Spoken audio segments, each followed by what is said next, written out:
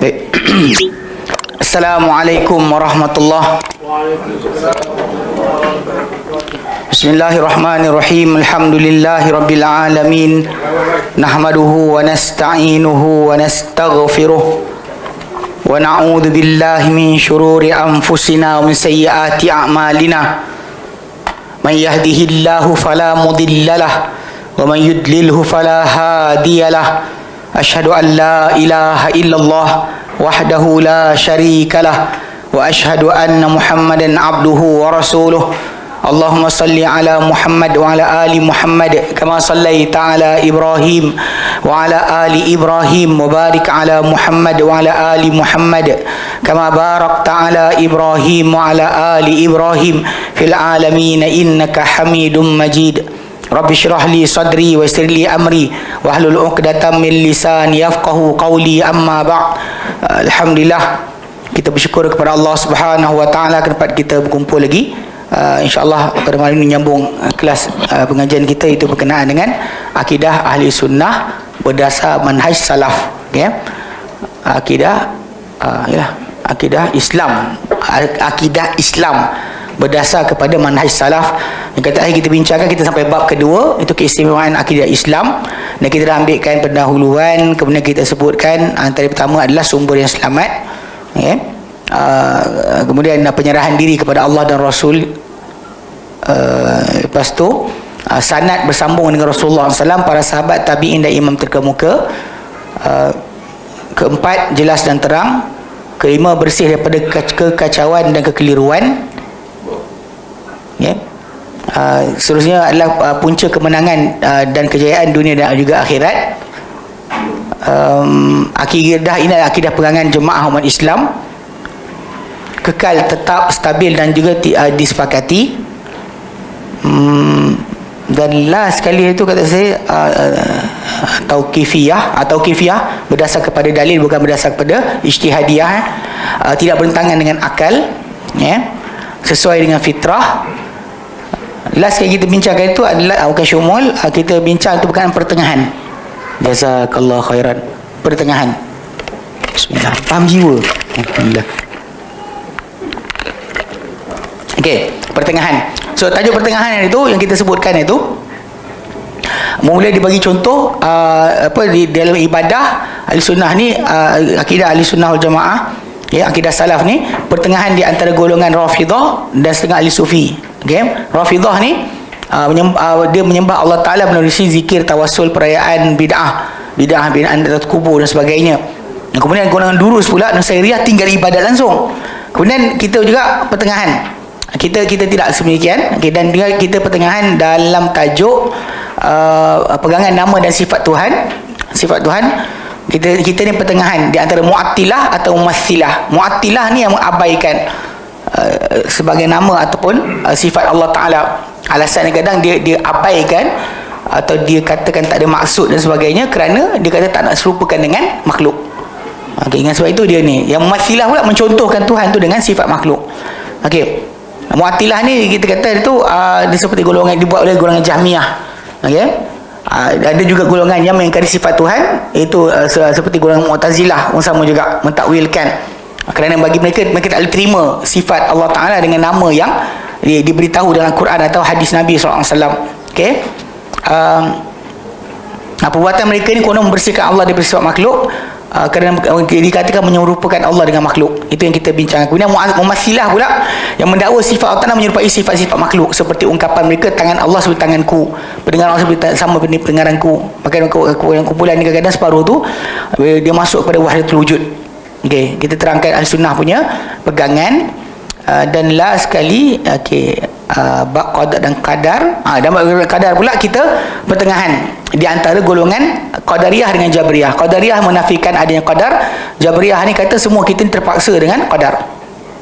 Tak ada langsung apa benda kat situ, masalah perhitungan. Bahkan sebagian mereka kata tak salah kita buat apa, sebab Allah Ta'ala dah takdirkan. Okey. Dia kita pertengahan, bukan bermaksud dengan macam Qadariyah yang menafikan terus, tidak juga mengatakan kita ni dikuasai, tak ada kata tak ada qadar, tidak juga kita kata bahawa semua benda tu Allah Taala paksa kita buat. Itu istilah yang kena sebut, jaga. Okey. Jadi semua dalil kita bincangkan.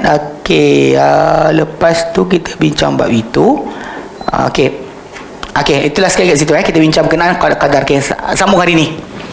Okey, golongan ahli sunnah adalah golongan pertengahan dalam bab janji baik dan janji buruk. Okey, di antara golongan janji baik dengan janji buruk. Golongan janji baik ni antara golongan wa'idiyah. Dia wa'dun, janji Allah, janji baik. Wa'id, janji buruk. Janji buruk yang Allah Ta'ala berikan amaran kepada kita tentang neraka, siksaan dan sebagainya. Okey, Murji'ah ni pula golongan yang macam kita sebut itu, dia mengutamakan janji baik je. Allah Ta'ala penyayang, Allah Ta'ala sangat mencintai, Allah Ta'ala takkan siksa. Sebahagian macam kalau kita nampak contoh Kristian lah, buat apa dosa pun tak apa, asalkan dah percaya tentang satu pegangan dalam agama. Macam juga orang-orang yang Murji'ah ni, dia punya basic dia macam tu, lebih kurang sama. Okay? Kalau Wa'idiyah ni pula semua janji buruk dipandang. Kadang-kadang kalau macam golongan Khawarij yang mengkafirkan orang dengan dosa besar tu, dekat silah Wa'idiyah, dia tak nampak tentang wa'dun, wa'id dia nampak. Okey, dia kata golongan Wa'idiyah mengutamakan nas-nas berkaitan janji buruk mengatasi janji baik. Antara golongan antaranya adalah golongan Khawarij yang berpendapat orang yang melakukan dosa besar dari dalam kalangan orang Islam, seperti golongan melakukan zina, minum arak, adalah kekal dalam neraka, tak boleh keluar langsung. Bahkan bagi mereka, kerana hadis-hadis Nabi SAW, macam Nabi pernah sebut pada Abu Dzar Al-Ghifari, dalam riwayat Bukhari, Nabi berjalan dengan dia, dalam riwayat Muslim, Abu Dzar datang rumah Nabi, kemudian tanya, dia tengok Nabi mula tidur, kali kedua datang Nabi jaga. So ketika dia datang jumpa, dia tengok Nabi SAW dalam keadaan senyum. Betul kita datang kepada Jibril sebentar tadi, dan Jibril kata, wahai Muhammad, beri gembiralah, berilah berita gembira pada umatmu, siapa-siapa yang mati tak menyekutukan Allah Ta'ala pasti masuk syurga. So Abu Dzar kan tanya, dia kata, wa in zana wa in sarak, sekalipun berzina sekalipun mencuri. Nabi kata, wa in zana wa in sarak, sekalipun zina sekalipun mencuri. Dia tak puas hati, dia tanya lagi sampai 3 kali dia tanya untuk confirmkan Nabi cakap tadi. Sampai last sekali hujung tu Nabi kata, doang imam fi Abi Dzar, sekalipun dia berzina sekalipun mencuri, walaupun Abu Dzar tak puas hati, tetap mereka akan masuk syurga. Tapi macam ahli sunnah, kita faham bahawa maksud Nabi tadi, masalah diorang takkan kekal sebab tauhid yang mereka ada tadi boleh menyelamatkan mereka, tapi siksaan mereka akan kena, kan maksud takkan lepas. Yang bahkan terpulang kepada Allah SWT, macam Allah nyatakan, yaghfirul may yasha wa yu'adzibu may yasha. Dia ampun siapa dia nak dan dia azab siapa dia nak. Tak boleh kita kata tidak. Kalau kita puas hati mana kita pun, kita akan boleh lepas. Tak ada orang kata, takkan Allah tak lepaskan, takkan Allah tak nak berikan, macam tu. Ada kadang orang tu, dia kalau terlampau adil sangat, dia tak setuju. Macam Hasan Saqaf dan kumpulan-kumpulan dia yang macam dikatakan oleh Dr. Aizam Mas'ud, dia Syiah berbulu sunnah. Dia kata apa? Dia kata takkanlah Abu Lahab tolong Nabi masuk neraka, Abu Sufyan lawan Nabi masuk syurga. Sebab Abu Sufyan kan akhirnya masuk Islam. Tapi jawapan dah ada. Sebab Abu Talib tolong Nabi masuk neraka, tapi Abu Sufyan lawan Nabi masuk syurga. Tapi tajuk dia satu, iaitu Abu Talib tolak tawaran Nabi. Kan Nabi kata, ya ammi qul la ilaha illallah, wahai bapa saudaraku, cakaplah la ilaha illallah, aku hujan untuk kau dengannya di hadapan Allah Ta'ala nanti. Abu Sufyan dia boleh lari, tapi dia datang bai'ah Nabi. Selepas takluknya Mekah, dia boleh lari, tapi dia tak lari, dia datang jumpa Nabi SAW dan berbai'ah untuk masuk Islam. So dia terima, walaupun dalam orang kata terpaksa ke, itu tajuk lain. Tajuk dia terima. Adapun macam Abu Talib, dia tak nak terima untuk mengatakan la ilaha illallah. Itu punca asal. Fahamkan betul-betul. Jika tidak, nanti kita akan jadi macam sebahagian mereka ni. Kita boleh kata pula Allah tak adil, kenapa buat macam ni, kenapa Allah Ta'ala biarkan ni, tapi Allah Ta'ala bagi ampun untuk orang ni, Allah Ta'ala siksa. Kan Allah Ta'ala Azizun Hakim, Maha perkasa, Maha bijaksana. Mana Maha perkasa, dia nak buat apa tak ada siapa boleh halang. Maha bijaksana, dia tahu siapa yang patut dapat keampunan, siapa tak layak dapat keampunan. Dia maha bijaksana. So basic benda ni kena perhatikan betul-betul. Kalau kita salah faham, dan kita akan jadi ekstrim pada A atau B. Baik.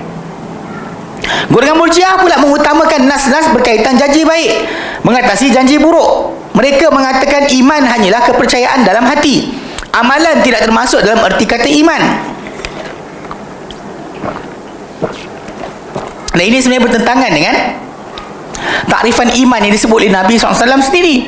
Nabi kata, al-imanu bid'un wa sittuna syu'bah. Iman itu 60 lebih cabang, atau bid'un wa sab'una syu'bah, 70 lebih cabang. A'laha, yang paling atas sekali adalah qaulu la ilaha illallah. Nabi kata, maksud di dalam hadis Nabi ni, kata-kata tu juga adalah iman. Iman tu banyak cabang. Paling atas sekali adalah kata-kata la ilaha illallah yang Nabi tawarkan pada bapa saudara dia. Wa adnaha, yang paling rendah adalah imatatul adza anit tariq, menjauhkan benda yang mengganggu atau menyakiti orang daripada tengah jalan. Nampak duri ke kayu ke, alihkan. Tapi highway jangan. Dah ada orang dia pekerja, awak jangan turun, langgar di kereta kan masalah. Nak isytihar kan, ini kita ni iman berhenti. Yang tunggu kejap, abang nak ketepikan tayar lori yang pecah tu. Dia kan kena sodok di kereta orang kita, masalah. Ya, baik pun fahamlah keadaan. Awak bukannya terlatih untuk alihkan tayar kereta tu. Iman tu terkejun, lepas tu kan langgar di kereta. Syahid pula. Astagfirullahalazim. Ni kena faham betul Tapi itu iman. Nampak benda kotor ketepikan, iman. So daripada hadis Nabi, bila kita lihat balik, Murji'ah punya fahaman dia salah. Sebab dia orang pergi pada literal meaning, makna bahasa. Iman maksud percaya. Macam kata-kata anak-anak Nabi Yaqub, ketika dia nak minta bapa dia, dia beritahu bapa dia berkenaan dengan Yusuf kena makan dek serigala. Dia kata apa? Wa ma anta bimu'minin lana walau kunna sadiqin. Tidak engkau mukmin kepada kami, maksudnya percaya kepada kami sekalipun kami benar. Tak, orang tipu pun, tapi masalahnya realiti dia kalimah mukmin tu maksud percaya. Tapi dalam konteks syariah, kita kena faham konteks kalimah tadi dengan acuan syarak, bukan acuan bahasa. Kita bukan pergi kepada bahasa sebelum syarak. Ini banyak kesalahan berlaku sebab ni. Definisikan bid'ah lah dan sebagainya kan. Punca sebab diorang kononnya kata ikut bahasa maksud ini.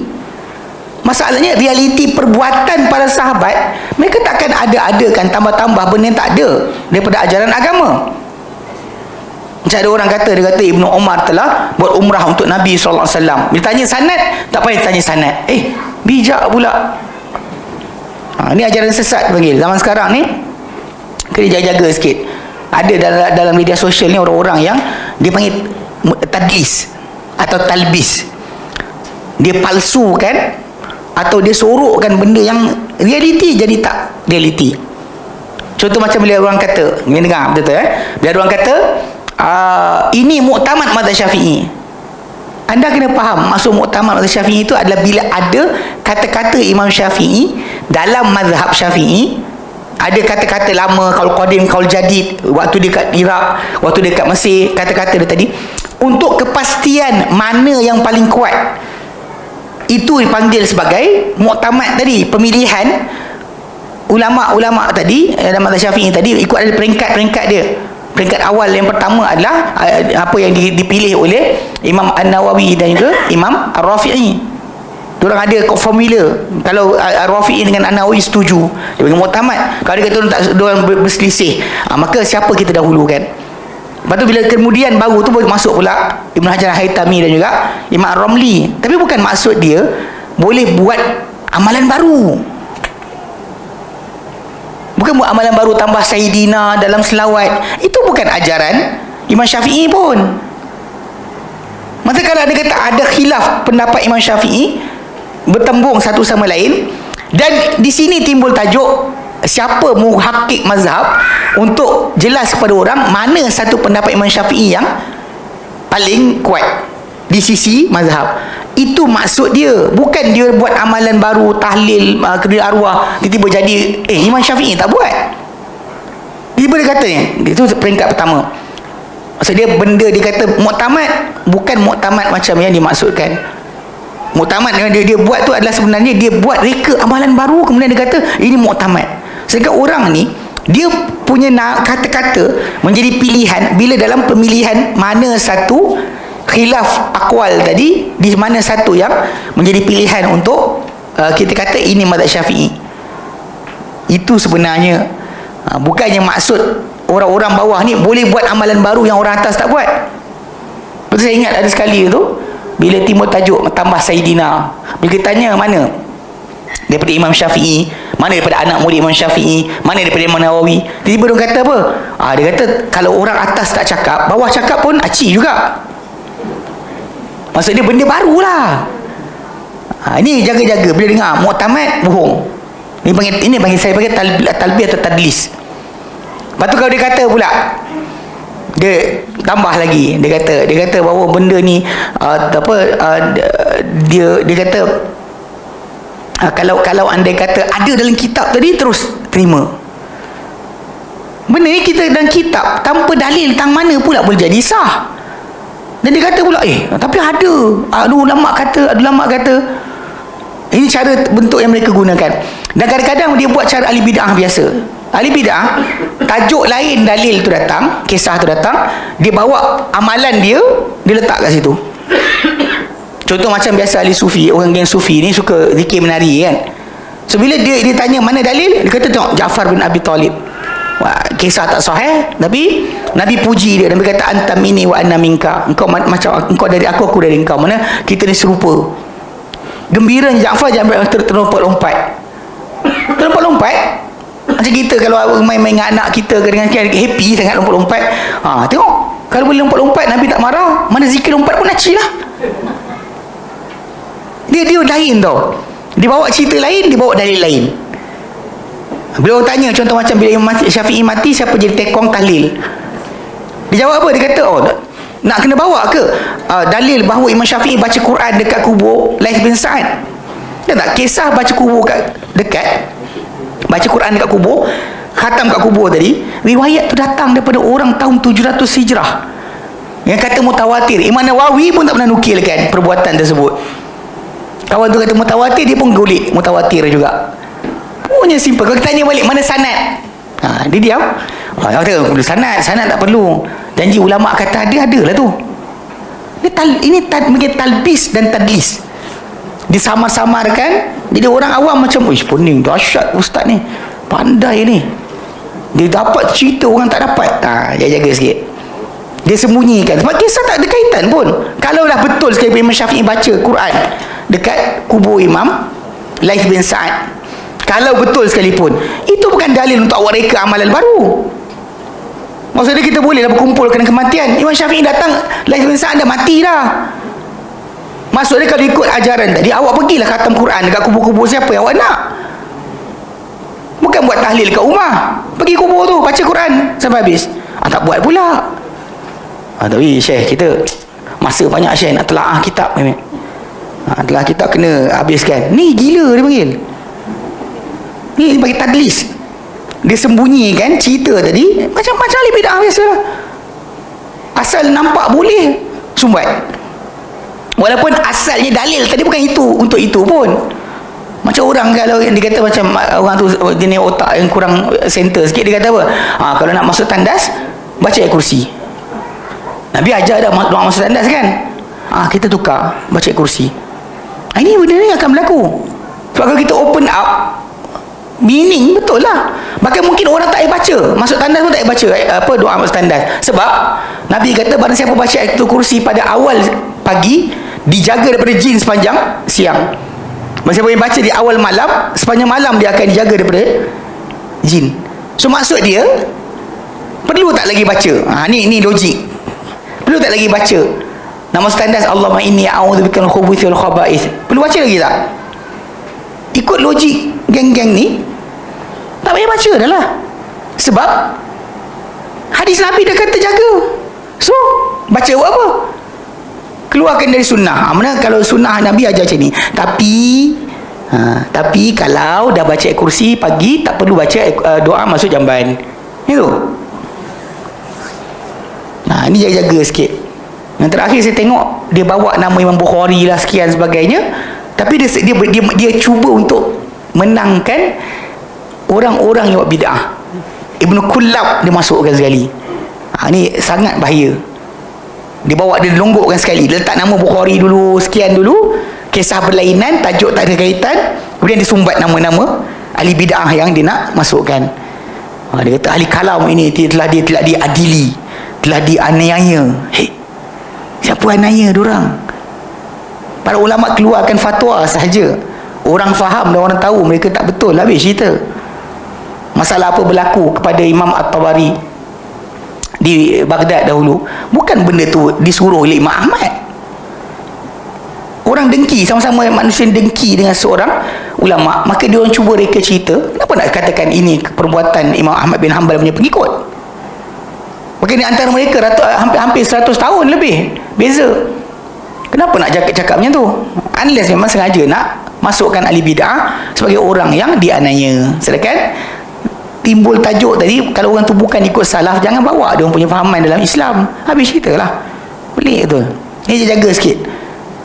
Golongan ahli bid'ah ni sekarang ni dah makin meresap. Apa ahli bid'ah berbulu salafi. Tu ada bersepah sekarang ni. Baik. So dia kata kat sini, mereka mengatakan iman tu hanya apa? Kepercayaan hati saja. Dan amalan tidak masuk ke dalam erti kata iman. Sedangkan kita kata masalah bahasa tajuk lain. Masalah syarak yang kita dahulukan, apa Nabi sebut? Apa Nabi kata tentang iman? Kalau dia kata Nabi sebut iman tadi adalah kata-kata dan juga perbuatan, awak keluarkan kenapa? Ikut hadis Nabi tadi, kata-kata la ilaha illallah tu iman. Dan ikut hadis Nabi tadi, mengalihkan benda yang menyakiti orang di tengah jalan adalah iman. Berjihad adalah iman. Itu benda-benda yang patutnya kita faham. Tapi oleh kerana ini balik kata bahasa, kata ikut bahasa, tak, ikut syarak lain lah, ikut bahasa dia kata. Memang kalau kita jumpa ahli bid'ah, banyak suka buat perangai yang tu. Dia kan sibuk kata, tapi dalam bahasa maksud apa? Bila dia kata bid'ah, Nabi kata kullu bid'atin dalalah. Kullu tu maksud apa? Dia try nak larikan, cuba untuk sumbat. Kalau boleh kelirukan orang tentang tajuk kalimah tadi, dia masukkanlah siapa dia nak. Ini kena jaga, sangat kena jaga. Terutama akhir zaman ni, banyak penyesat-penyesat ni di atas nama agama mereka menyesatkan orang. Baik. Dia kata apa? Maksiat yang dilakukan tidak dapat memudaratkan iman yang dimiliki oleh seorang. Apa maksiat kita ada? Dia takkan rosakkan iman. Dia kata macam contoh, macam orang tu dia buat timbal balik ikut akal. Manakala orang tu kufur, apa banyak mana pun amal kebajikan dia buat, tak pakai. Sebagaimana orang yang kalau dia tak ada iman, buat amal kebajikan banyak tapi tak pakai, tak dikira oleh Allah Ta'ala. Maka macam itulah juga orang yang ada iman, kejahatan banyak mana pun dia terbalikkan. Sehingga kita tahu bahawa masalah apalah agama kita tidak berdasar pada logik, dia berdasar kepada dalil. Kalau dalil kata ada, kalau dalil kata kena hukum lah. Kenapa kita nak katakan tak kena hukum pula? Asal dia percaya, dia kata lepas. Masalah hak Allah Ta'ala mengampunkan siapa dia nak, dia azab siapa dia nak, itu hak mutlak Allah Ta'ala yang tak boleh dipersoalkan.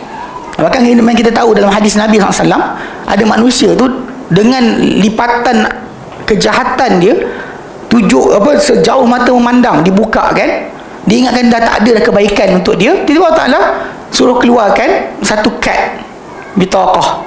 Ni hadis panggil hadis bitaqah, bukan kad macam kad this my card tu.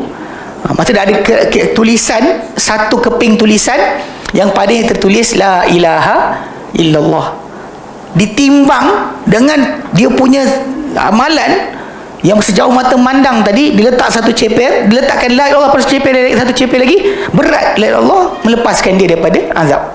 Ini apa yang Allah nak bagi. Bukan mesti semua orang dapat. Macam perempuan yang bagi minum anjing, itu Allah Ta'ala gandakan nilai kebajikan dia. Kalau tidak, awak bagi mak awak minum lagi besar banding bagi anjing minum. Jangan sengih lah. Lepas ni, confirm lepas. Sebab apa? Anjing dapat perempuan bagi minum anjing masuk syurga, aku bagi minum mak aku, lagilah syurga. 2 kali syurga, 3 kali syurga. Awak jangan perasan. Sebab nilai amal tadi diganda ke tidak? Tahu tak sebut dalam Quran, wallahu yudha'ifu liman yasha. Allah menggandakan bagi siapa dia nak. Kalau dia gandakan, selamatlah awak. Dia tak gandakan, tak lepas. Walau banyak mana sekalipun, kalau dosa tu nak jadikan salah, satu kalimah boleh menjunam 70 tahun dalam neraka. Kalau untuk jadi kesalahan Allah nak kira, satu kalimah 70 tahun junam dalam neraka. Macam mana awak nak kata awak boleh selamat? Sebab tu dalam tajuk ni macam Murji'ah ni, bila dia ayat macam ni, masalah. Di Malaysia banyak Murji'ah sebenarnya, terutama golongan yang tak solat, tak jaga solat. Kategori diorang kategori ni, dia kata asal dia syahadah, jangan dikafirkan. Bila tak kafir, tak ambil tindakan pula, salah juga. Dalam mazhab Syafi'i sebenarnya, kalau orang yang dah tinggalkan solat dengan sengaja, bermalasan ke, akan dipanggil oleh kerajaan, tanya, tak solat, suruh solat, nasihat, tak nak solat, bunuh. Mazhab Syafi'i beza dengan Ahmad adalah Ahmad kata dia kafir. Imam Syafi'i kata dibunuh tapi takzir. Bukan dibunuh kerana hudud, dibunuh kerana takzir, supaya hentikan orang ramai daripada ikut perangai dia. Ini problem juga bila orang kita diingatkan dia tak kafir lagi tapi lepak golek-golek. Itu yang kita sebut berkali-kali kan, isteri kadang suami-suami tak solat, selama je, relax je, jangan kahwin lain je, jangan kahwin lain. Actually orang tu mengaku, ada orang tu mengaku kat saya, dia jumpa saya, dia kata suami dia jahat lah, apa benda lah, pukul, abuse. Lepas tu saya tanya, sejak bila? Sejak mula kahwin. Dah kahwin berapa tahun dah?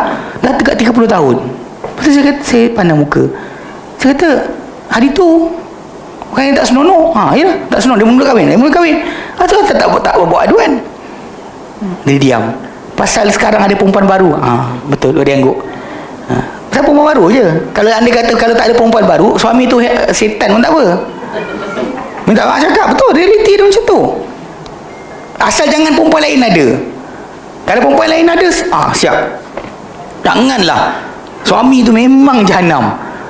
Keluar habis semua, tak solat lah benda kan. Tanya sejak bila tak solat? Sejak mula kahwin. Kita gaduh kepala. Kenapa dulu tak ngadu? Dia diam. Kenapa dulu tak ngadu? Kat situ kita faham, rupanya pasal kes kahwin lain je. Ada perempuan lain, dia ngadu lah. Tak ada perempuan lain, tak ngadu. Suami tak solat, awak kita lepak dengan dia, buat apa lagi? Nanti nak berubah. Bila berubahnya? Awak bagi kata dua, nak solat atau pisah. Cakap macam tu. Maka boleh buat kes ke mahkamah lah. Kalau mufti Perlis sebut tentang isap rokok, boleh minta cerai. Kenapa bab tak solat tak boleh minta cerai pula? Dah fasik kot suami tu. Pelik betul. Datang pula nanti orang, jangan minta cerai, tak mahu syurga nanti. Suami tu setan kot. Awak gila ke? Faham tak? Suami apa mengamalkan bomoh ke, ilmu hitam ke, tak minta cerai, kenapa? Ya, bila suami akak ni amal-amal benda bukan kawan dengan jin, lama dah belum kahwin lagi. Lepas tu sekarang kenapa? Dia nak kahwin lain. Saya macam payah. Lepas tu bila saya cakap yang saya kata kan, isteri bila suami tak solat tak minta cerai, bila suami kahwin lain minta cerai. Benda tu bukan saya cakap kerana saya reka-reka. Jumpa manusia hidup berpuluh tahun dulu, beberapa tahun-tahun lepas, almost dalam 8 tahun lepas satu kes yang dah jadi, yang baru ni baru beberapa minggu lepas kita jumpa, orang suruh datang jumpa, tanya akak ni, memang suami saya tak senonoh lah, apalah, tak sedar diri, bla bla bla bla bla bla bla. Ya betul, dia kata suami tak sedar diri lah, apalah. Saya pun macam, betul, saya tanya sejak bila perangai macam ni? Sejak mula kahwin. Tapi macam yalah, tak apa. Itu bahaya sebenarnya, pasal masalah tak sedar berkenaan dengan apa serius apa tidak. Patutlah hadis Nabi pun sebut berkenaan masalah tinggal solat. Untuk anak-anak kita boleh pukul umur 10 tahun tak solat, pukul kerana tak solat. Bukan Islam tak ada seorang pun umat Islam kita ni mati kena pukul tak solat. Tak ada seorang pun. Dari zaman sejarah, dari zaman Nabi sampai sekarang tak pernah ada. Tapi nak tunjukkan serius. Tahu tak, serius. Kita marah anak kita mencuri, marah anak kita skodeng orang, anak marah, kita marah. Ponteng sekolah kita marah, isap rokok, kan, merompak kita marah. Tapi yang patut kita marah lagi besar dari itu adalah masalah solat.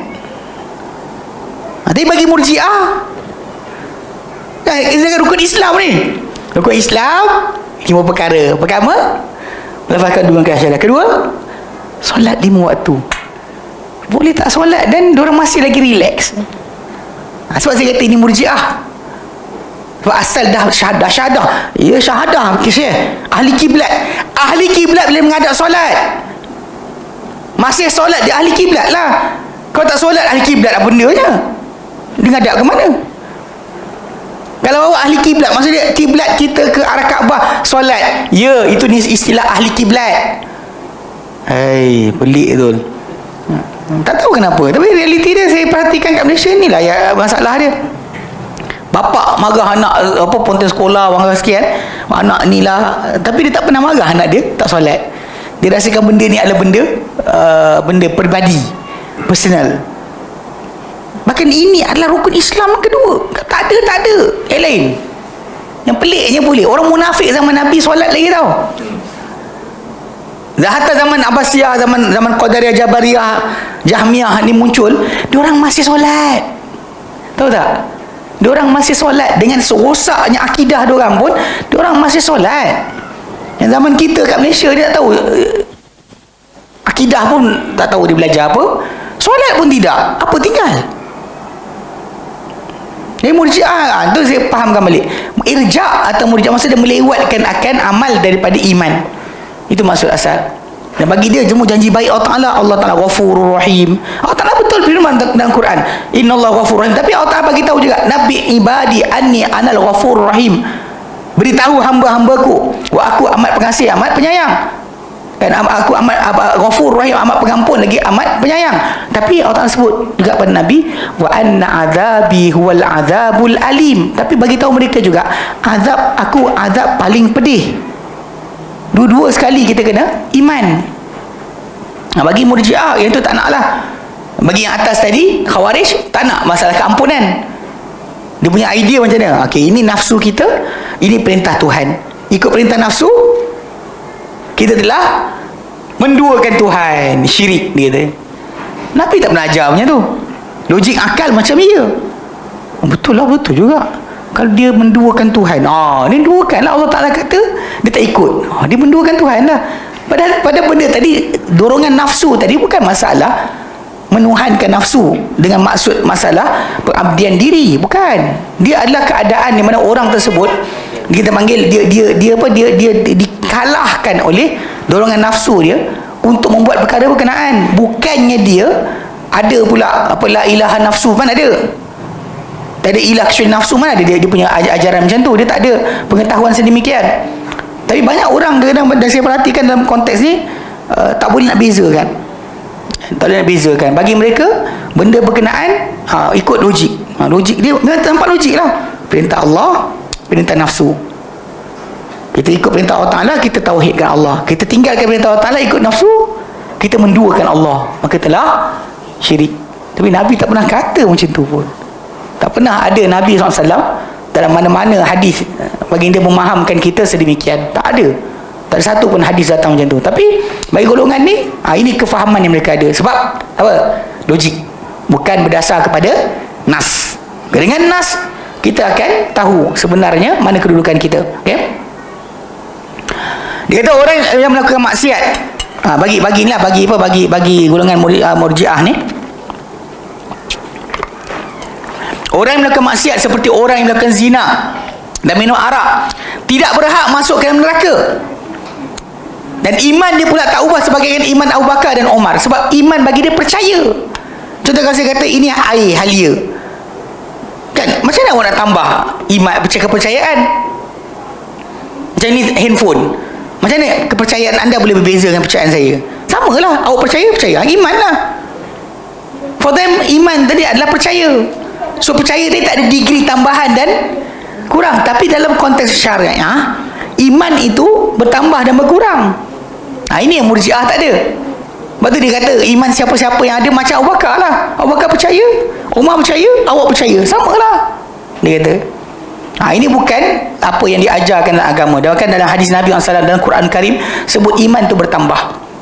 Iman bertambah dan berkurang.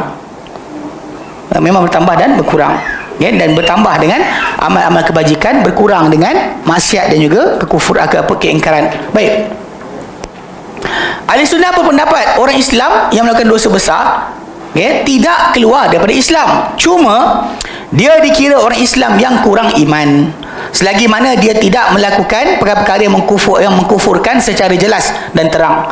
Kalau dia buat benda yang mengkufurkan dengan jelas dan terang, dengan dia tahu, maka benda berkenaan barulah dia terkeluar dari agama.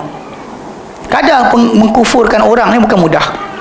Tapi kita kena ingat, macam yang geng-geng geng-geng waktu kita buat kuburiah, tajuk kuburiah dekat sini kan, geng-geng Hadramaut tu datang kan, dia marah waktu dalam bilik tu. Dia cakap apa? Dia kata korang kafirkan kami. Saya kata, bila saya kafirkan? Dia kata kau dah buat benda kufur mestilah kafir. Saya kata tak semestinya. Sebab dalam hadis Nabi SAW, para sahabat pernah minta kepada Nabi untuk buat pokok gantung pedang. Macam orang musyrikin ada pokok gantung pedang, Zat Anwat. Nabi kata subhanallah. Nabi kata ini macam Yahudi cakap. Ketika bercakap pada Musa AS, dia kata apa? Ij'al lana ilahan kama lahum aliha. Hei Musa, buat untuk kami Tuhan macam diorang, orang-orang tu ada Tuhan.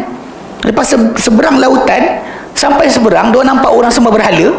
Diorang minta Musa buat untuk diorang sembahan. Musa ada kata suruh mengucap balik tak? Saya kata, Musa kata innakum qaumun tajhalun, korang kaum yang jahil. Nabi pun tak suruh para sahabat untuk apa? Syahadah balik. So soalan, dah keluar agama ke? Kata-kata tu kufur tak? Kufur. Kata-kata tu kufur. Tapi soalan, dah keluar belum? Bila Nabi tak suruh syahadah semula, Musa tak suruh syahadah semula, dan awak nak kata apa? Saya kata dia tak puas hati. Dia kata kita kafirkan. Saya kata apa kita kafirkan? Amalan tu kufur je. Cium sembah batu nisan, minta pada wali yang mati, tak kufur lagi apa benda yang nak cakap? Tindakan itu kufur. Bagi siapa yang memang tahu dan buat juga, ialah kafir lah. Siapa Ta'ala, Allah je tahu pada hati dia. Tapi pada pengikut-pengikut yang jahil ni, dia buat apa dia buat, kita mana tahu dalam hati dia ada apa. Macam mana kita nak bedah hati dia? Tapi dari segi amalan tu kufur. Takkan nak kata baik pula. Adalah perkara yang baik meminta pada wali yang mati. Ajaran mana? So jadi kadang-kadang bagi kita, orang yang buat benda-benda tadi, bagi kita jahil atau kurang iman. Itu kita punya. Okay? Dia dikira beriman dengan iman yang dia miliki, dan fasik sebab dosa besar yang dilakukan. Unless dia kata saya halalkan, zina adalah halal, arak adalah halal, dan dia kufur, keluar agama. Solat tidak wajib, keluar agama. Dia tak nak solat, dia malas, satu benda. Dia kata solat tak wajib, puasa tak wajib, keluar agama. Ni kena faham ada beza dia. Adapun dia dengan malasan sebagainya, belum lagi. Okey? So kalau dia kata orang tersebut dengan apa, dia dari segi iman dia dikira beriman dengan iman dia miliki, dan fasik dengan sebab dosa besar yang dilakukan. Di akhirat dia berada pada kehendak Allah Subhanahu wa ta'ala. Jika Allah Subhanahu wa ta'ala menghendaki dengar batuk. Baik. Jika Allah Ta'ala menghendaki, dia akan mengampunkan dan memaafkannya, dan jika dia menghendaki, dia boleh mengazab orang tersebut sehingga dirinya bersih daripada dosa. Setelah itu dimasukkan ke dalam syurga ikut kadar dosa dia. Ada orang kita bakar sampai buku lali, ada bakar sampai betis, ada bakar sampai peha pinggang, ada sampai dada, ada terbenam dalam api semua sekali. Betul, kita tahu memang itu hak Allah Ta'ala untuk mengeluarkan balik. Pada sudut asal kumpulan sesat ni, ada kata itu tak, saya ingat geng Kahal Al-Kadzab. tapi pasal dia tak belajar tentang sirat, tentang apa, tak tahu tentang wujudnya sirat yang disebutkan, dentangkan di atas neraka. So dia orang bercakap lah, dia kata mana ada masuk neraka waktu keluar balik. Tapi dia nak pakai bahasa, dia tak erti bahasa Quran kan, sebagai ayat surah Maryam. Surah Maryam, Allah Ta'ala sebutkan, wa in minkum illa wariduha, tiada dan kamu kecuali akan apa? Melintasi neraka tu, semua akan masuk. Melintasi atas neraka, semua akan lintas. Kan ala rabbika hatman maqdiya, ia adalah atas Tuhanmu satu benda kepastian yang telah diputuskan. Kemudian Allah kata, thumma nunajjil ladina taqaw, dan kami akan selamatkan orang yang bertakwa. Wa nadharu zalimina fiha jithiya, kami akan tinggalkan orang yang zalim dalamnya dalam keadaan melutut. Saya kata ni ayat ada, dah masuk keluar, dia macam gagau. Ya tu dia jahil. Lepas tu yang kelakar dia nak baca hadis. Mula datang-datang dia kata tak nak baca hadis. Kami tak terima hadis. Tak apalah bagi Quran lah, okey. Tiba-tiba dah dia sepit dah baca hadis. Dia kata baca hadis buat apa? Kata tak nak hadis tadi kan. Ni gila panggil. Dia kita ni hak Allah Ta'ala. Allah Ta'ala kata ada, dan Nabi beritahu ada. Orang yang masuk neraka diampunkan. Siapa awak untuk mempersoalkan? Yang pelik yang dia kata pasal korang pegang Quran saja. Dalam Quran je. Bila Quran ada ayat tadi, dia tak jumpa. Masalahnya dia tak faham. Dia jumpa, dia syahid ayat yang takkan lepas, pasti kekal abadi. Itu yang problem sebenar yang kita perhatikan. Masyarakat Islam kita ni ialah pandai. Bahasa Arab pun kadang level kosong. Datang apa baca salam adalah apa 0.1. Atas sikit kan. Ini level kosong, zero.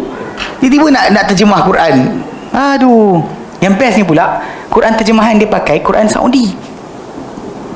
Kalau dia pakai geng-geng sesat punya terjemahan, mungkin dia menang sikit kot.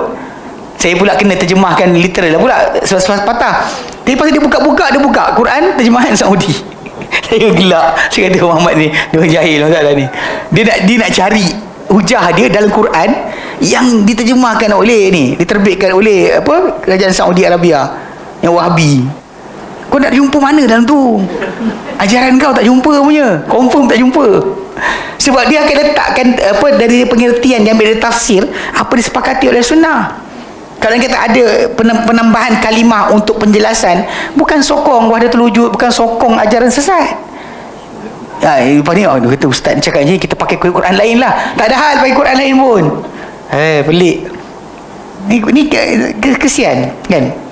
Banyaknya orang yang macam ni kita perhatikan. Okey, dia kata itu yang kita pegang. Maksud dia Allah maafkan. Sebab tu Allah sebut yaghfiru liman yasha wa yu'adzibu man yasha. Sifat Allah Ta'ala, memang betul kita ada salah, dosa dan pahala, tapi hak Allah Ta'ala untuk lepaskan. Kita dengar hadis tentang apa? Tentang hadis najwa. Bukan najwa penyanyi tu, najwa bisik-bisik. Hadis bisik-bisik. Dia ada akhirat nanti. Ibnu Umar radhiyallahu anhu dihalang oleh seorang tabi'in. Kata tawaf, orang tu lentang. Ceritakan aku apa yang daripada Nabi SAW. Itu apa Nabi cakap tentang najwa. Jadi Ibnu Umar ceritakanlah. Dia kata Nabi SAW kata hari akhir nanti Allah Ta'ala akan bawakan orang beriman bawah lindungannya. Kemudian dia akan tunjukkan semua dibuat oleh orang tersebut, dosa-dosa yang dibuat. Sambil Allah Ta'ala berkata, ata'rifu dhamba kadha, ata'rifu dhamba kadha. Kau tahu tak dosa ni? Kau tahu tak dosa ni? Kau tahu tak dosa ni? Yang orang tu kata, orang tu sebagai yang mukmin, bukan munafik, dia kata apa? Ya Rabb, ya Rabb, ya wahai Tuhan, ya wahai Tuhan, aku tahu. Sampai satu tahap dia rasa confirm dia akan kena hukuman. Tiba-tiba Allah Ta'ala kata pada dia, ni tutup tak buka pada luar. Akulah yang dahulu suruhkan benda ni daripada manusia di dunia. Akulah pada hari ini yang mengampunkan akan dikau.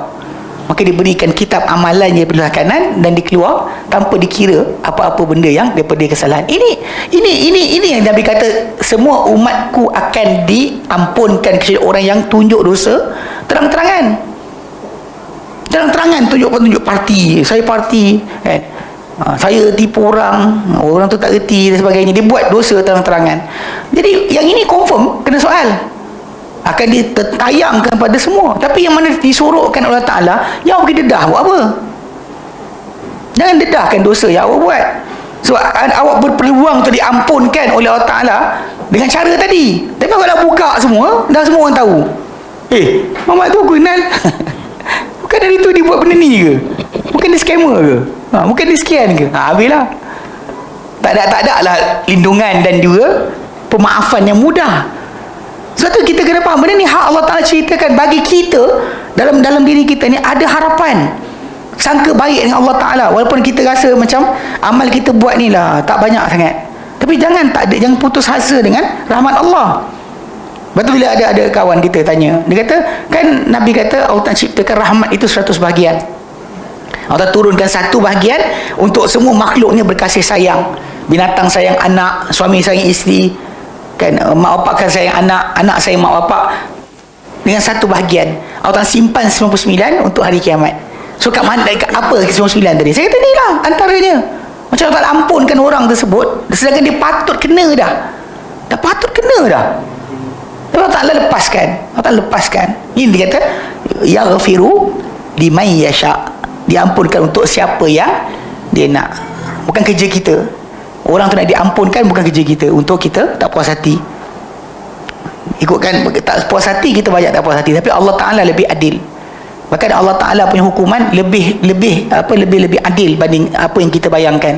Kita menyampah dengan orang tu, kita harap jatuh longkang, tapi ya betul kan, tapi dia jatuh longkang, betul dia bertaubat, okey je, tak masalah. Tapi kalau dia kata ikut kita, kalau dia kata Allah simpan, tak hukum dia kat dunia, hukum akhirat, itu tak ada bandingan. Maksud dia, kalau orang tu dihukum di hari akhirat, la ilaha illallah, kadar dia, sakit dia, kan, kekal abadinya tidak sama dengan hukuman dunia. Sebab tu kita lapang dada lah, relax lah, jangan pening kepala, kenapa tak jatuh-jatuh lagi. Aku doa dah 10 kali tak jatuh lagi. Macam tak tangguh kan. Kadang-kadang bila kita tanya kenapa orang tak berikan kemenangan pada umat Islam di Palestin dengan segera, sebab Allah nak tukar persepsi dunia. Kalau dulu satu masa dunia ni sibuk teroris Islam kan, dengan apa dibuat sekarang, boleh kata semua orang nampak gila dah. Amerika Syarikat punya polisi semua sekali nyata, hanya orang bodoh je tak faham-faham. Mana UN tu kan, kita bersama bangsa-bangsa bersatu. Daripada dulu dia para ulama kata itu adalah pembohongan. Mana cara mereka untuk kuasai umat Islam. Tapi kita tak faham-faham juga, tak nak dengar. Tapi bila orang buat macam ni, sampai ke orang kafir sendiri pun tak puas hati. Orang kafir sendiri tak puas hati dengan apa dibuat oleh golongan rejim Zionis ni. Awak kena faham, bila Nabi kata tidak akan berlaku kiamat sehingga kamu memerangi Yahudi, sehingga berkata pokok-pokok dan batu-batu, wahai Muslim, wahai Abdullah, ini Yahudi belakang aku, mari bunuh dia. Awak tahu tak benda ni kalau ikut kepada sudut realiti hidup, payah kita nak bayangkan. Bagi kita diajar kan, maafkan, ampunkan, let go, forgive and forget, satu benda yang bagus. Mana balas kasar pada orang yang buat jahat pada kita, ikut pada keadaan biasa, kita rasa macam tak elok.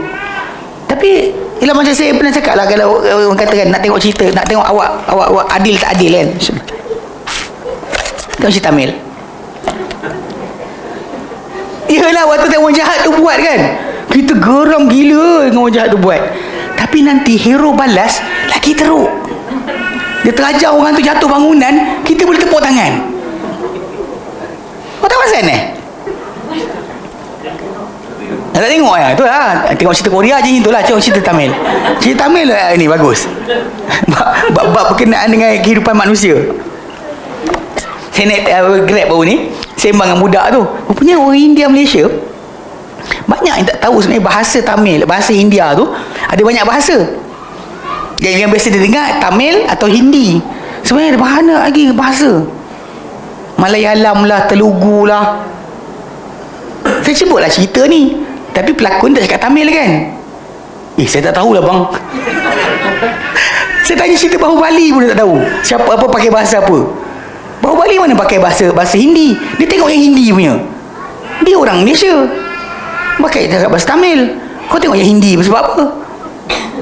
Pelik jugalah, saya macam confused. Akhir dia mengaku, dia kata saya tak tahu ada banyak bahasa. Abang cakap hari ni baru saya tahu, dia kata. Oh je ke? Punya dia tak tahu. Tapi realiti macam tu. Bayangkan bila benda tu jadi sangat dahsyat, Allah tolak sampai ujung kan, sampai last sekali orang nampak apa dia orang buat, kalau kita balas balik nanti semua orang bersorak, tepuk tangan. Sampai peringkat macam tu.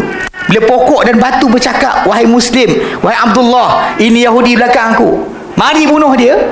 Satu situasi yang orang takkan siapa tolak, takkan siapa kata kita jahat. Tahu tak? Sebab tu kadang-kadang kita nak cepat bantuan tu datang, tapi Allah Ta'ala lebih tahu apa yang patut, apa yang tidak. Penangguhan bukan maksud Allah Ta'ala redha. Penangguhan kadang-kadang maksud dia ada Allah Ta'ala nak tolak sampai satu keadaan jadi macam cerita Tamil tadi. Memang ketika hero pukul tu, tumbuk tu tercampak, pecah dinding. Faham tak? Dia terajang, terpecah dinding, 3-4 dinding lepas gitu lah. Atau jatuh di bangunan kan.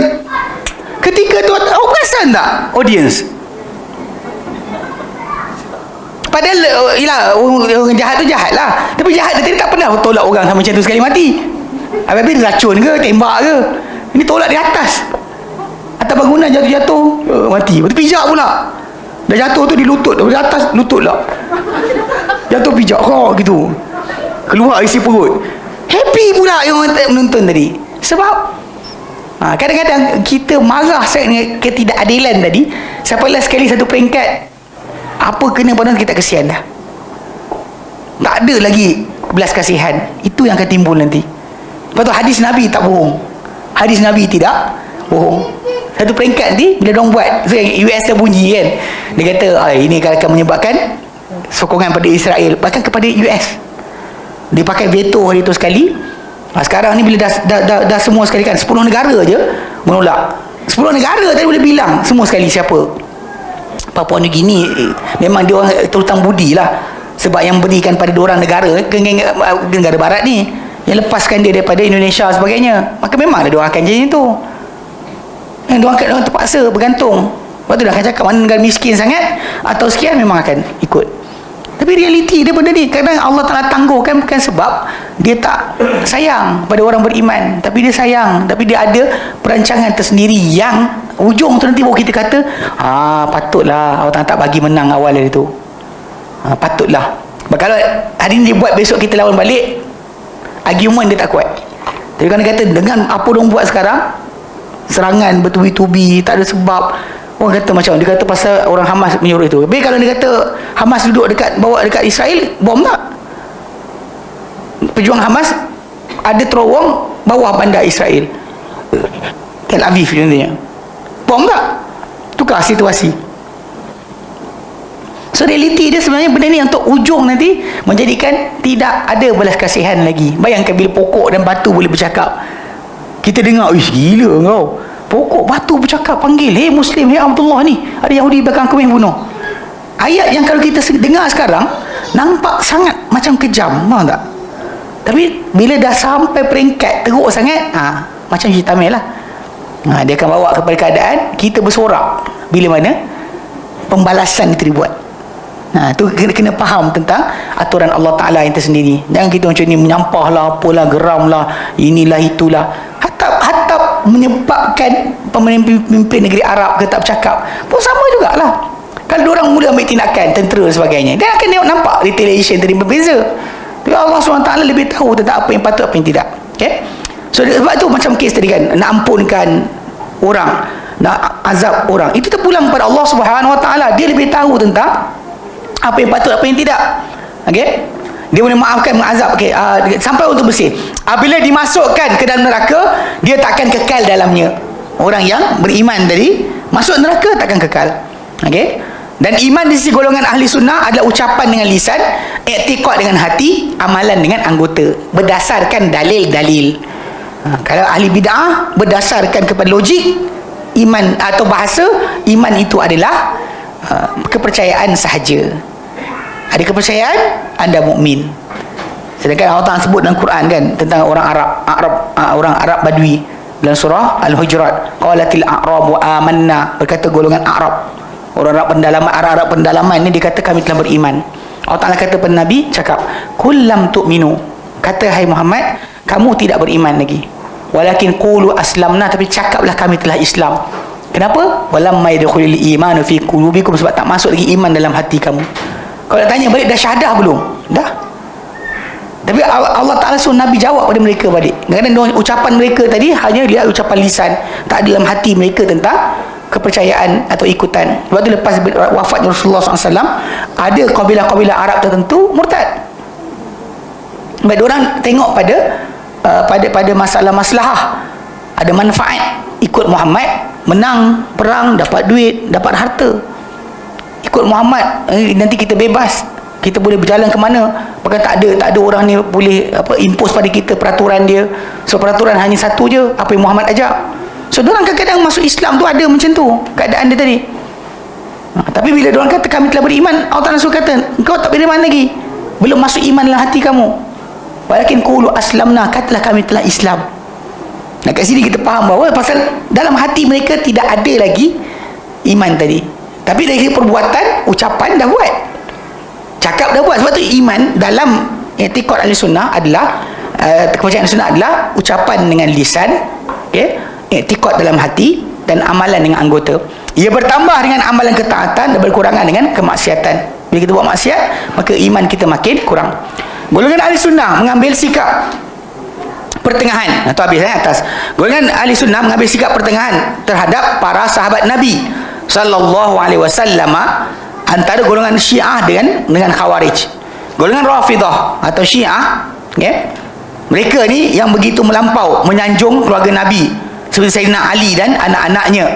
Okay? Mereka mendakwa Ali adalah maksum. Beliau mengetahui perkara ghaib, lebih alim daripada Abu Bakar dan Umar. Ada juga mendakwa Ali sebagai Tuhan. Peringkat macam tu sekali.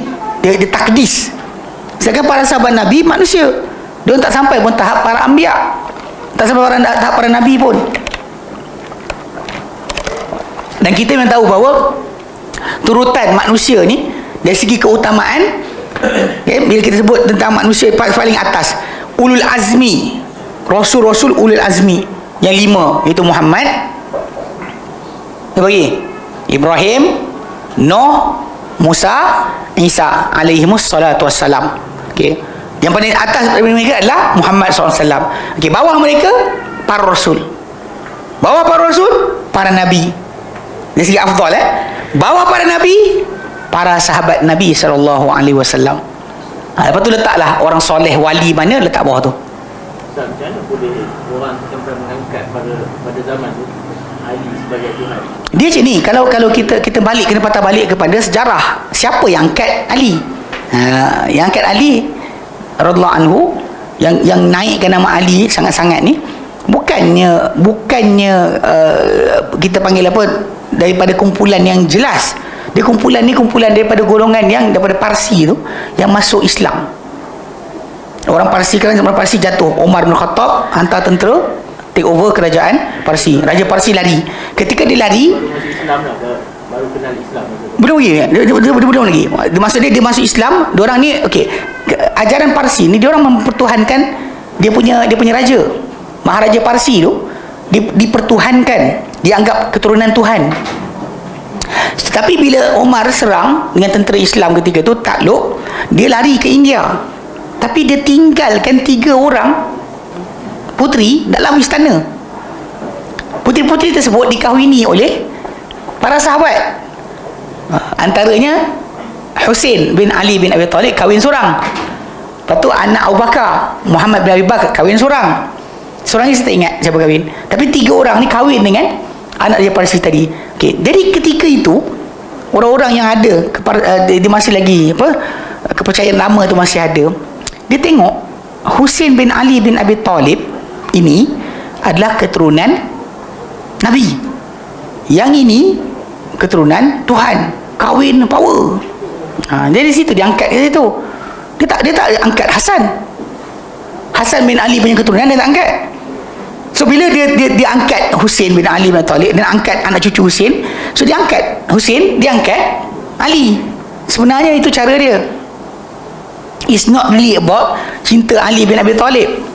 It's about masalah untuk sokong apa benda yang akan timbul daripada keturunan Ali. Itu sebenarnya. Lepas tu orang kata Ya Husain kan, geng kat Mesir pun, yang Habib-Habib ni apa tak nasyid saya ingat, Madad yang Maulana Ya Husain, minta tolong pada Husain bin Ali bin Abi Talib. Tu gelaran yang ada, apa, Ya Ali, Ya Husin. Kadang-kadang Ya Husin lagi banyak daripada Ya Ali. Sebab dia orang lain je dekat situ. Walaupun sebenarnya imam-imam ataupun anak keturunan Husin tadi mati di Madinah. Muhammad Al-Baqir, Ja'far As-Sadiq, Musa Al-Kazim, semua dia mati kat Madinah. Dia tak mati dekat Kufah atau kat Iraq. Tapi diorang masih lagi duk klaim macam-macam lah. Betul. Masalah ketuhanan tadi tu ditempelkan kemudian. Pasal nak kaitkan dengan keturunan. Lepas tu keturunan diorang naik kan semua belah situ. Dia tanya, Hasan ada anak, kenapa tak ambil anak Hasan? Hasan ada anak, kenapa tak ambil anak Hasan? Ini soalan-soalan yang kena tanya balik. Kenapa diorang naikkan orang ni? Hatta Umamah binti Abil As, kan, anak Zainab, dia hidup lama juga, kau tak naikkan dia? Kenapa Fatimah je? Semua tu ada sebab-sebab kenapa nama-nama tadi. So diorang kumpulan ni tinggikan Ali bin Abi Talib sampai peringkat macam tu sekali, bahkan mengatasi daripada apa yang sepatutnya. Bahkan kadang-kadang dia salahkan para sahabat. Bagi mereka, bagi orang Syiah ni, semua sahabat dah munafik lepas Nabi wafat, kecuali 7 je. Ali, Hasan, Adi, Fatimah, Hasan, Husin, Miqdad bin Aswad, Salman Al-Farisi, Ammar bin Yasir. Yang lain semua dah keluar Islam. Jadi cara buat apa? Buat macam ni, dia buang sahabat, so dia masukkan sumber baru agama. Supaya nak cara solat daripada imam-imam dengan hadis rekaan mereka. Itu masalah sunnah. Orang tak nak perasan. Tapi memang dia diangkat tinggi sebab itu je. Ali bin Abi Talib hidup zaman Abu Bakar dan Umar, bahkan Osman. Tapi Ali bin Abi Talib tak pernah claim apa yang diorang claim. Cuma itulah kadang-kadang pelik juga. Diorang kata Ali ni macam tu, Ali macam ni, tapi diorang sebenarnya dalam masa yang sama merendahkan kedudukan Ali bin Abi Talib. Antara contoh macam Ali bin Abi Talib kahwinkan anak perempuan dia dengan Fatimah, Ummu Kalsum dengan Umar bin Khattab. Umar kahwin anak Ali. Bukan Ali hantar anak dia. Umar kata suruh hantar anak dia datang. Ali hantar anak dia perempuan datang jumpa Umar. Umar tengok atas bawah. Yang anak Ali pun macam apa hal tengok atas bawah ni. Kalau bukan Amir Mukminin, aku cocok mata, dia kata. Bapak dia hantar. Rupanya bapak nak pinang. Lagi kita tanya, majoriti Syiah tak tahu macam ini. Tak tahu. Kalau tahu pula, dia pening kepala macam nak jawab. Dan mula-mula dia Ayatullah ni pun bagi jawapan dia adalah Ali taqiyah. Ali tak setuju, tapi Ali diamkan, berpura-pura sebab nak selamatkan nyawa. Dalam masa yang sama kita tanya balik, Ali bin Abi Talib singa tak? Haidar tak? Ya Haidar lah. Ali singa, garang kan. Pintu Khaybar tu dia ambil sebelah tangan je. Lepas tu dengan Umar kenapa dia takut? Kena macam saya kata, korang cakap apa ni? Saya kat Yaman waktu saya jumpa dengan geng-geng Iraq, dia buat kebab sedap.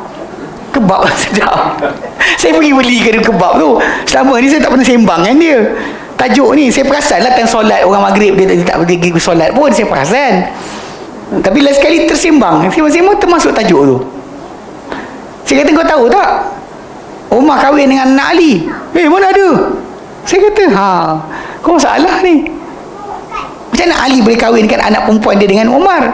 Kan Ali kan jantan kan, singa. Macam mana boleh biarkan anak perempuan? Bahkan di sisi ulama Syiah, dia kata apa? Itu adalah maruah kami yang tercabul.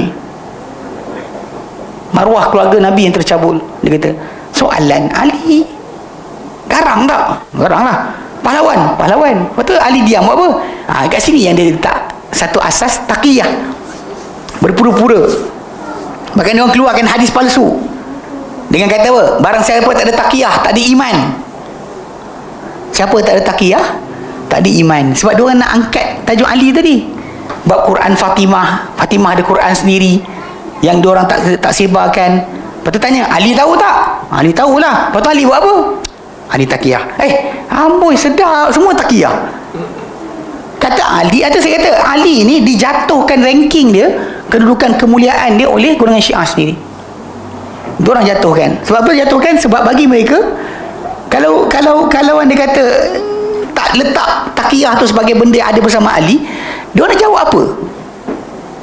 Ali pergi tolong jadi menteri bagi apa, wazir bagi Omar, nasihatkan Omar pada keputusan dan juga tindakan. Ali tak pernah pun kata nak rebut kuasa, tak ada. Tak pernah tak puas hati, tak ada. So soalan, Ali buat apa? Dia macam dia tu yang datang, barang siapa tak ada taqiyah, tak ada iman. Simple kan, mudah aja. Itu orang yang ikut dia pun angguk je lah, tak ada taqiyah, tak ada iman, kena berpura-pura. Lepas tu kat Malaysia ke mana kan, kalau dia kata Syiah ni, dia kalau ada ramai-ramai, dia akan buat perangai dia. Time dia tak ramai, dia ikutlah kita solat. Time dia ramai, dia buatlah batu Karbala, dia sujud kat batu Karbala. Sebenarnya yang saya paling sedih pada ketika peristiwa yang berlaku sekarang ni, umat Islam kita masih boleh tertipu dengan contoh Houthi di Yaman. Dia tembak skat lah, dia tembak peluru pandu RPG macam tu kan, mana sampai ke sana? Tak sampai, jarak tu tak sampai pun. Orang kita bercerita, saya memulai ada kawan-kawan saya pun kata, inilah sekian Houthi bagus kan, isytiharkan nak perang. Tahu tak video yang Yahya As-Sari', yang juru cakap Houthi tu bercakap dengan tangan dia gitu kan? Perasan tak sebenarnya video tu kan keluar daripada Yaman, keluar daripada Iran. Yaman tak ada televisyen ke? Yaman ada televisyen sendiri. Kenapa video tu keluar ke Iran? Semua macam orang tu Mamat tu, Yahya As-Sari' tak ada Twitter. Dalam Twitter dia pun tak letak penggambar video dia bercakap tu. Tuan-tuan tahu tak AI, Artificial Intelligence? Mamat tu cakap gitu tangan. Awak pernah jumpa orang Yaman cakap? Tangan dia gitu-gitu tu tak? Mana tangan duduk diam? Kita kan sekian. Kenapa tak tangan dia duduk diam je? Dia gerak kepala je. Tu kalau pandai sikit, kita faham sikit. Yang baru ni kes apa? Kes kapal. Berjaya takluk kapal. Ini kena bijak juga. Dia orang dah isytihar untuk tahan kapal atau sekat apa-apa daripada Israel punya rejim Zionis punya aset lintas dekat Laut Merah, dekat Babun Mandab yang di antara sini Somalia sini Yaman, di situ ruang tu kecil. Soalan, logik ke Israel yang dengan ada peralatan dan sebagainya, kita Malaysia pun kita hantar tentera kita, kapal-kapal dagang kita lintas itu di escort oleh kapal tentera, tahu tak? Kita tak tahu. Tengok cerita Pascal. Cerita Pascal Korea lagi tengok. Pascal yang dia tunjuk tentera laut tu kan. Itu kisah benar tu. Kapal laut kita diiringi oleh kapal perang kita. US dulu gunakan tajuk tersebut untuk jadi polis kawasan tu, tapi kita reject. US kata siapa nak ni biar kami escort. Dia kan ada duit pula lepas tu. Jadi kita lah sekali kita escort sendiri. Logik ke? 2 kali yang baru kapal terbakar pula. Houthi dapat bakar kapal Israel. Macam cokia sangat apa Israel ni. Takkan dah kena ugut kau tak jaga? Kan saja-saja lepas. Dia banyak cara boleh fikir benda ni. Benda macam ni kena fikir banyak. Sebab kita kadang-kadang macam cara mereka bagi kita keliru. Macam ni Syiah yang dengan perangai tak senonoh ni, tiba-tiba kita nak kata dia orang akan bantu kita. Tang mana? Hizbullah, Hasan Nasrullah kata apa dibuat oleh Hamas tidak diketahui oleh kami, tak diketahui oleh Iran. Dia isytihar macam tu. Kenapa dia isytihar itu? Nak lepaskan diri tu tak? Dia tak ada kata marilah kita berjuang. Mana ada, tak turun pun. Kita pun sengih lah tok. Kena tipu dengan Syiah macam tu je. Okey, itu kena faham. Golongan Khawarij pula keterlaluan menolak Ali. Bukan Ali saja, semua sahabat. Bagi dia semua sahabat ni tak ada authority. Sebab Khawarij ni, diorang sebenarnya majoriti diorang guru Quran.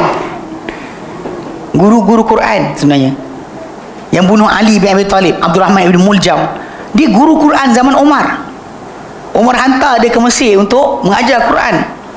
Umar pesan pada gubernur sana, besarkan rumah dia, luaskan halaman dia, biar orang ramai boleh datang belajar dengan dia.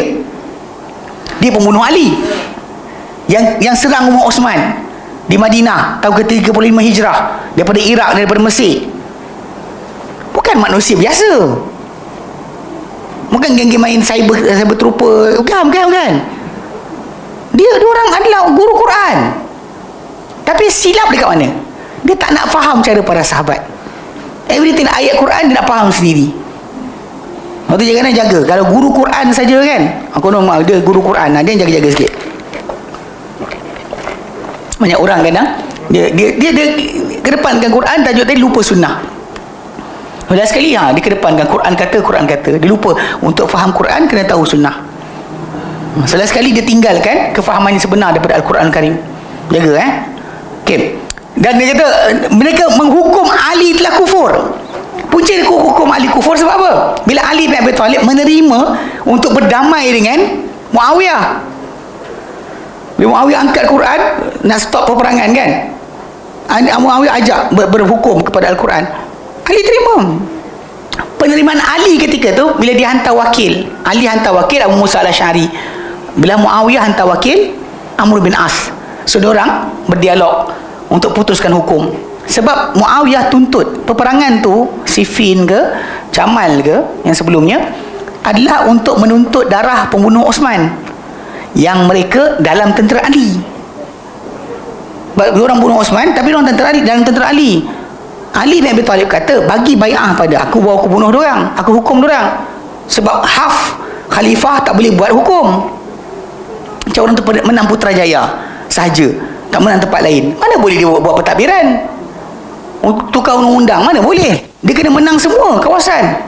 So Ali fikir macam tu. Kalau tidak, pembunuhan tadi yang diorang nak buat adalah balas dendam, dalam Islam haram. Sebab tu dia sekat. Dia tak benarkan ketika Talha bin Ubaidillah, Zubair bin Awam datang, dia tak bagi. Macam dengan Muawiyah datang, dia tak bagi. Dia tak bagi untuk bunuh orang-orang ni. Tapi bila dia berdamai, dan dia setuju dengan keputusan yang dikeluarkan oleh Abu Musa al-Asy'ari dan Amr bin As. Ada, kita lihat separuh mereka baca, dia kata Amr bin As ni memang orang bijak. Kalau kita ingat ketika mana nak dapatkan balik orang-orang yang berhijrah ke Habasyah, nak bawa balik ke Mekah, wakil orang Mekah dia berdialog dengan Najasyi. Dia keluarkan hujah macam-macam. Dia memang seorang yang bijak. Jadi banyak orang berkata macam dia. Dan kes dekat tahun Amwas di Syam, ketika berlaku tahun Amwas, dia lah yang datang dari Mesir selesaikan masalah. Seorang mati setiap hari. So dia suruh berserak, jangan dekat, pergi lari kat mana, lembah, bukit dan sebagainya. Ada orang bercakap dengan dia ketika tu, dia kata kau tipu, dia kata benda ni, penyakit ni macam api. Kalau dia kata kayu rapat-rapat semua terbakar. So cuba asing-asingkan. So kalau dia kata orang duduk kat bukit, duduk kat lembah mana, kalau dia kata ada sakit, mati situ lah, tak kena kat orang lain. So Amr bin As arahkan, ada seorang pakcik tu yang dia kata kau tipu, dia kata engkau dulu masih lagi kufur, masih kotor dengan kufuran ketika aku ikut Nabi. Mana kata kau baru je Islam, kau cakap banyak dia cakap itulah. Jadi Amr bin As tak nak lawan dia. Dia kata aku tak cakap benda, berserak. Jadi seorang bersurai, dia memang bijak. Dia masalahnya hak sebenar dan tajuk keputusan tadi memang Ali punya keputusan untuk suruh orang bagi bai'ah baru buat tindakan itu betul. Tapi oleh kerana ketika itu sentimen, sebab Osman mati dibunuh, darah dia tak dituntut. Dan Muawiyah memang orang yang keluarga daripada keluarga Osman yang berhak tuntut darah dia. So benda tu macam jadi sebab untuk last kali Ali pun bersetuju untuk tidak berterusan memaksa mereka untuk bai'ah lagi. Ketika itulah kumpulan ni lari buka kampung baru dekat Haruriyah. Dia pegang itu je, tak puas hati. So dia kufurkan Ali. Dia kata Ali berhukum kepada manusia, bukan berhukum dengan Quran. Dia kata tak ada hukum kecuali Quran. Ayat ni, il hukmu illa lillah, dia kata tak ada hukum kecuali dengan kepada Allah Ta'ala. Ni Ali berhukum pada manusia, Ali kufur. Sebenarnya cakap dia tadi sebenarnya untuk apa? Untuk selamatkan diri. Sebab orang tahu kalau dia kata dia orang bila dah berdamai Ali dengan tentera Umayyad, dia orang lah kena jadi sasaran. Itu sebab diorang tak nak sangat Ali berdamai dengan Muawiyah atau semua sahabat-sahabat yang lain. Itu punca sebenar. Lepas tu dia hukum Ali kufur. Begitu juga dengan Muawiyah, kufurkan Muawiyah sekali. Bahkan mereka mengkufurkan orang yang tidak sealiran dengan mereka. Siapa tak sama dengan mereka, semua terkeluar dari agama. Itu yang disebutkan. Bahkan telah menghukum kufur. Dia telah menghukum kufur orang yang tidak sealiran. Bahkan golongan Rafidah pula, Syiah Rafidah pula, keterlaluan terhadap para sahabat sehingga mereka menghukum mereka telah kufur setelah kewafatan Rasulullah SAW. Lepas Rasulullah mati, semua dah kufur, dia kata. Malah Abu Bakar dan Umar di sisi sebahagian Syiah dalam kalangan mereka adalah kufur. Mereka tak mengecualikan hukum kufur kecuali segelintir ahli keluarga Nabi sahaja. Yang saya sebut 7 adalah Ali, Fatimah, Hasan, Hussein, Miqdad bin Aswad serapat dengan Ali, Salman Al-Farisi sebab Parsi, Parsi kan, sebab Parsi. Kemudian Ammar bin Yasir, sebab disebut dalam hadis Nabi kata Ammar akan dibunuh oleh kumpulan pelampau. Tapi sebenarnya ketika pertempuran berlaku, peperangan tersebut, Ammar bin Yasir sebenarnya dibunuh, tak diketahui dibunuh oleh siapa, sebab kumpulan zaman tu bukan ada uniform. Kita tentera A atau tentera B. Bahkan ketika perang Jamal, waktu kejadian berlaku, separuh daripada kumpulan Khawarij ni dia lari kepada dua-dua camp, dia panah dua arah. Bila tengok Ali dah nak berdamai, dia panah dua arah, pertempuran berlaku. Perang Jamal dipanggil perang Jamal sebab unta Aisyah naik, dipangkas kaki empat-empat terduduk. 4 kaki tak ada, kena potong. So terduduklah unta tu di atas tu Aisyah. Lepas tu diorang nak bunuh Aisyah. Ali hantar tentera dia pertahankan Aisyah radhiyallahu anha. Dan lepas peperangan selesai, Ali suruh Muhammad bin Abi Bakar, adik Aisyah, hantar Aisyah balik ke Mekah. Mana Ali tak tawan, bagi diorang Ali tak ikut Quran sebab tak jadikan Aisyah sebagai hamba. Ibn Abbas jawab, dia kata bila Ibn Abbas datang jumpa dia orang, Ibn Abbas jawab, dia kata siapa? Kan Allah sebut dalam Quran, wa azwajuhu ummahatuhum, isteri-isteri baginda Nabi SAW adalah ibu-ibu mereka, itu orang beriman. Kau nak kawan mak kau sendiri ke? Dia cakap yang tu. Dua macam senyap. Kan Aisyah adalah ibu orang beriman. Ali pula bin Abi Talib, dia anggap peperangan sama Muslim tadi perang fitnah. Perang sama Muslim dengan orang kafir bukan perang fitnah. Peliknya kalau kita kata perang dengan orang kafir ni adalah perang fitnah. Perang fitnah ni sama Muslim, itu perang fitnah. Macam perang apa? Perang Teluk. Yang waktu Iraq serang Kuwait, itu perang fitnah. Atau peperangan di antara Houthi ke Saudi kan, itu perang fitnah. Pada perang sama Muslim, kaum yang mendakwa mereka Muslim sama mereka, itu perang fitnah. Ni kan dia jaga sikit. Kadang orang salah faham, dia kata perang fitnah. Hatta dengan Yahudi pun perang fitnah. Masalah kan ni. Baik. So dia kecuali beberapa orang, mereka juga mencaci isteri Rasulullah SAW dan para sahabat-sahabat besar Rasulullah SAW secara terang-terangan, terutama Abu Bakar dan Umar. Kadang-kadang juga mereka menunjukkan keredaan pada para sahabat Rasulullah SAW dan dukungan terhadap mereka, tetapi bertujuan untuk mendekat diri kepada ahli sunnah dan menipu mereka sahaja. Taqiyah. Setuju dengan Ali tu, tapi lepas tu dia masuk. Kita kat Malaysia ni ada satu buku, jangan baca. Kalau awak tak reti, jangan baca. Kalau awak baca, tolong jumpa asatizah, tanya, dapatkan penjelasan. Buku ni saya ingat dulu bapa saya rahimahullah pun terbaca buku ni. Tajuk dia Akhirnya Kutemui Kebenaran.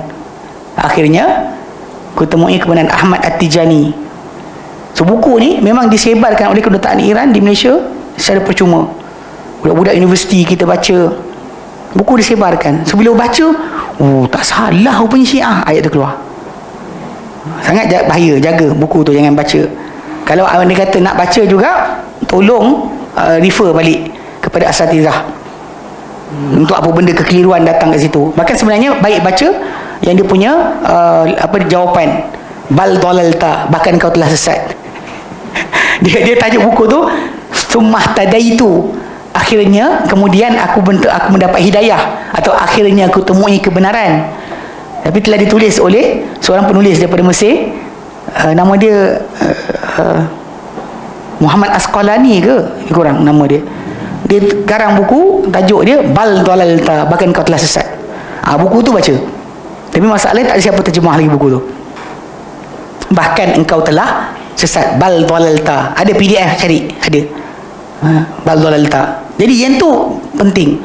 Banyak orang tak faham bab ni. Kadang orang dia cakap buat macam baik kan, tak maki sahabat, bohong, okay? Bahkan saya ingat dulu ada seorang abang tu, nama Syamsul Rijal kot. Dia bawa kereta Proton GTI, pusing dunia. Dah ingat ada seorang, dia sampai Yaman, dia cerita benda ni, dia cerita sendiri apa jadi. Dia pergi kat sana, dia solat dekat tempat, tapi guard tu kata jangan solat sini. Dia solat juga. Solat pasal guard tu Sunni, dia pun Sunni kan. Solat cara Sunni, lepas dia bangun, geng tu basuh tempat dia solat. Tempat dia solat tu, geng Syiah basuh. Benda ni kadang saya tengok, perhatikan orang kita banyak yang tertipu. Ada kata tak ada pun, maki, awak kan faham pun kan, belik. Ya, separuh tu dia iklan dia punya buku travel apa benda entah, nak berjalan-jalan ke negara berkenaan. Tapi tak salah kita pergi, tapi janganlah terpengaruh dengan apa yang orang buat, ya. Dia kata apa? Hal tersebut kerana antara mereka yang termasuk ke dalam akidah mereka, kerana antara termasuk ke dalam akidah mereka adalah taqiyah, berpura-pura. Maksud dia memang itu jadi basic. Tak ada iman siapa tak ada taqiyah. Ada taqiyah baru awak mukmin. Pasal dia orang terpaksa keluarkan basic ni sebab nak tembung dengan apa? Kes Abu Bakar menjadi khalifah, Ali diam. Quran Fatimah mereka dakwa, Ali diam. Omar nak kahwin dengan anak Ali, dan ni kahwin dengan anak dia perempuan dia dengan Omar. Ali tak protes. Banyak benda dia orang susun tadi masalah. Saya pasal ulang balik, Ali adalah pahlawan, singa, Haidar. Tiba-tiba dia turunkan Ali pada tahap paling teruk. Takut kan kepada Umar, takut Abu Bakar, takut orang, sampai Ali bertakiyah. Sebab tu kena jaga sikit. Mereka menzahirkan kepada golongan ahli sunnah perkara yang berbeza dengan apa yang mereka sembunyikan. Okey, bagi ahli sunnah pula, mereka mengasihi para sahabat Rasulullah SAW dan meredai mereka. Kita tahu para sahabat ada pertelingkahan. Bahkan macam kes Ali dengan Muawiyah dan para sahabat yang lain, Ali di atas kebenaran berdasarkan hadis Nabi SAW. Sebab bila memerangi, Nabi kata akan memerangi Khawarij, kumpulan yang paling dekat kepada kebenaran, aqrabu fariqaini al-haq, mana dua-dua di atas kebenaran, tapi Ali lebih dekat. Ketika dia tuntut orang bagi bai'ah, baru dia boleh laksana apa-apa. Dia betul. Itu tajuk asal. Tapi ijtihad yang lain, ijtihad juga. Semua berijtihad. Ali ijtihad dengan cara dia orang ijtihad dengan cara masing-masing. Tapi semua mereka boleh betul, boleh salah, tapi kita semua akan doakan mereka keredaan. Bukan kita doakan kemusnahan, kebencian dan sebagainya. Okay? Para sahabat dikira sebagai golongan umat Islam yang paling afdal. Allah SWT telah memilih mereka dan menjadikan sahabat baginda SAW. Mereka menahan mereka ahli sunnah menahan lidah-lidah mereka daripada mengeluarkan kenyataan yang bukan-bukan terhadap perselisihan yang berlaku di dalam kalangan sahabat, dan melihat mereka adalah golongan yang melakukan ijtihad. Jadi sebutlah, kita anggap para sahabat berijtihad. Ali buat ijtihad dia, golongan ni buat ijtihad dia. Dan kita tahu bahawa berdasar hadis Nabi, Ali lebih tepat. Tapi ijtihad dengan ijtihad, benda tersebut adalah perkara yang tak boleh kita batalkan ijtihad orang lain. Macam bila berlaku kita kata ada ulama ni kata ini adalah sekian, ijtihad dia, awak tak boleh batalkan ijtihad kawan ni unless dia punya ijtihad tanpa dalil. Yang ni ada dalil. Berbalik pada asal macam kes tadi kan, pilihan mereka dalam ijtihad tadi tidak menghilangkan kedudukan satu lagi, sebab mereka semua sahabat. Itu kena faham, ya? Mereka semua diberi pahala di atas ijtihad mereka lakukan itu. Yang betul mendapat 2 pahala, yang salah mendapat 1 pahala. Kesimpulan, golongan ahli sunnah wal jamaah punya banyak keistimewaan. Antaranya ialah mereka merupakan golongan pertengahan dalam janji baik dan janji buruk antara golongan wa'idiyah dan golongan murji'ah. Golongan wa'idiyah mengutamakan nas-nas berkaitan janji buruk mengatasi janji baik. Antaranya golongan khawarij yang berpendapat macam sama je ayat kat atas kan? Sama ni. Wallahu a'lam. Stop situ. Sama serius. Kalau kita baca atas balik, bawah ni sama. Ni kena buat penanda, bagi tahu pada penerbit buku mana betul lah. Gini paragraf ni kena buang.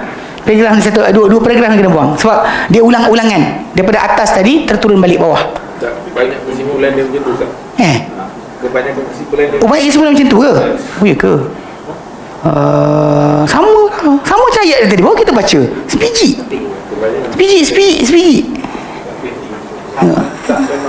Memang dia buku dia macam tu. Okay, tak apa. Jadi maksud dia apa yang kita baca tadi kat atas kan, memang kita galikan keseluruhan dalam bab apa?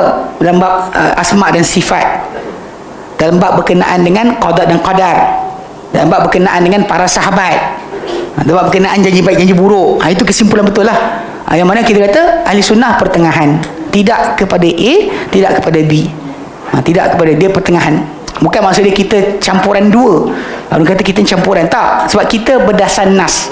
Apa pegangan kita adalah berdasar kepada nas, bukan berdasar kepada ijtihad ataupun logik akal. Okay? Baik. Ada soalan? Tak ada. Allahu a'lam. Kita berhenti sini. Soal sambung lagi pada tahun yang hadapan. Tahun depan. Dua kita tak ada. Tahun depan. Tak kira kan kita ada hujung minggu yang satu lagi, tapi masalahnya kita kebetulan tak ada dalam kawasan. Sampai kawasan tak sampai kawasan. Macam ada dalam kawasan, tapi kita cakap terus terang mungkin tak ada. Kalau ada nanti kita maklumkan balik. Ya, baik. Wallahu a'lam.